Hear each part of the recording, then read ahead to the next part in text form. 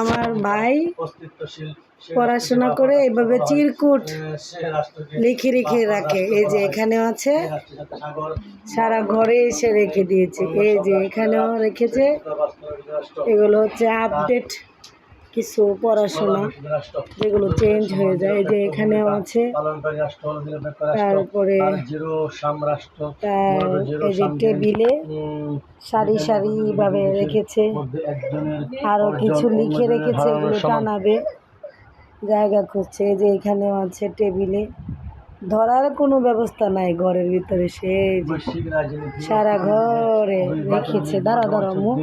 এই যে ওয়ার্ডরোবের দেয়ালে সব জায়গায়। তারপরে আবার এই যে বিছানার উপরে সব দেওয়া করবেন যাতে সে সব কিছু মনে রাখতে পারে, ভালো করে পড়তে পারে।